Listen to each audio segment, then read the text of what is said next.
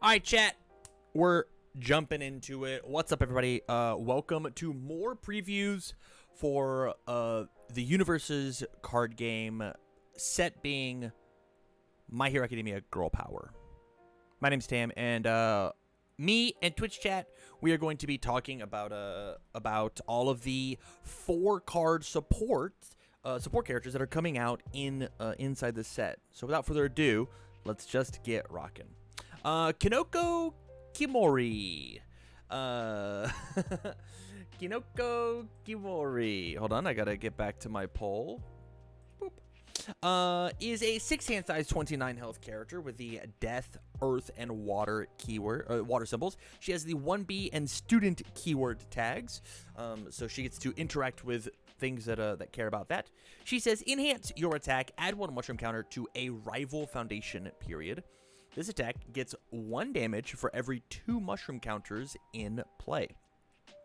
So on each of my attacks, I'm loading up counters on my rival stuff, and then my moves are going to get big based on it. So my job is to keep things with mushroom counters in play. And then enhance, destroy 1 foundation. This deck gets +1 speed, playable by either player. And so this is a way for my rival to get rid of said mushroom counters, as they're going to be destroying their foundations. And so the idea here is Komori is going to be putting counters on your very cool foundations so that you don't want to destroy them. And then enhance commit, if there are 5 or more mushroom counters in play, draw 2 cards. So this does 2 things. Number 1, it draws you 2 cards. And number 2, her second enhance is not playable while committed. And so it stops your rival from getting rid of your mushroom counters. All in all, I think this character is really, really interesting.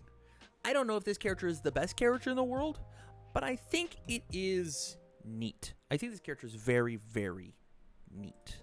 But let's look at the rest of her support and see where it goes. Such as Mushroom Shooter. We've got a 2/5/1 high block.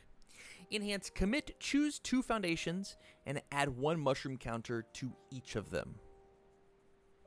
Followed by enhance destroy, ready 1 card with a mushroom counter on it.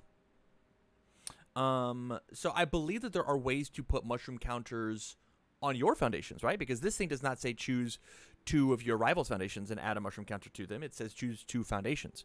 And so on turn number 1, I can take in, choose 2 of my foundations, put mushroom counters on them, and my rival can't get rid of those. And then I can enhance, destroy, and ready 1 of those cool things. So I've got a neat commit cost. It feels pretty cool. Also, if there is a way for me to put a mushroom counter on my character, I can enhance commit to draw 5. If there are 5 or more, I can draw 2 cards, destroy the shooter, and then ready her back. So all we have to do is figure out how to put a mushroom counter on our character, and it feels good. It feels good. But it looks like you guys love the gun, as my Twitch chat should. I'm going to do this. So my next question is how we feel about this one. The ultra rare Split Gill Lung Strike, which is very difficult to say. It is a 5/3 2 mid block, 3 mid for 5, ranged stun 2. Enhance, add 1 mushroom counter to a card in either player's stage. This is how we get to ready and then commit and then re-ready with the guns. Enhance, if there are 10 or more mushroom counters in all stages combined, this attack is unblockable. So the cool thing about this card in particular is that in all of it, right, is whenever we add a mushroom counter to a rival foundation, it doesn't say that doesn't already have a mushroom counter on it. And the same thing with the gun. Choose 2 foundations and add 1 mushroom counter to each of them. So if I just pick myself, if I commit the gun 5 times, which is a lot, I will give you, every single copy of Lung Strike is just unblockable, right? I find a way to put some stats on stuff, and that feels very good. This deck gets 1 damage for every 2 mushroom counters in play, which means that if I've got 5, that means it is an extra 2 damage, right? Not to mention anything that I've put on your stuff. It's pretty cool if you can find some way to put some real damage on this.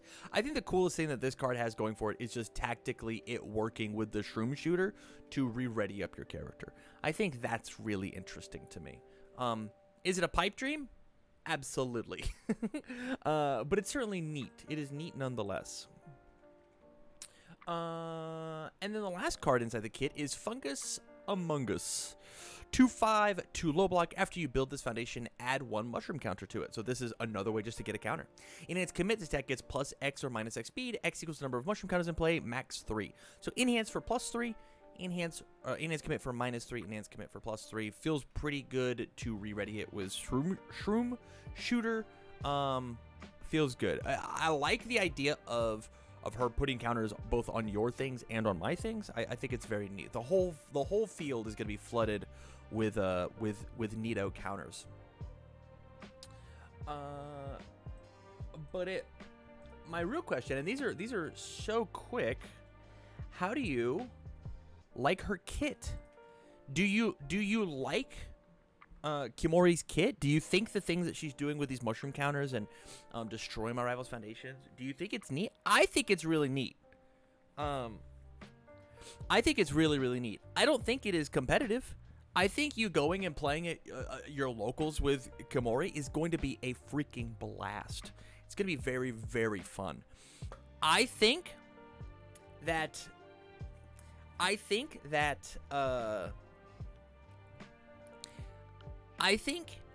if the wording, and this is going to be crazy.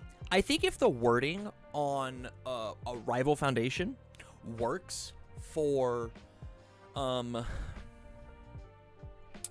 the PvE format, right? For the boss rush format, if I can take and put mushroom counters on people's cards, and she's able to say enhance destroy a foundation, this attack gets +1 speed, playable by any of the 4 players. I think this is a really cool support character in that format, right? Your cards get counters, my cards get counters. You can destroy your stuff to get speed.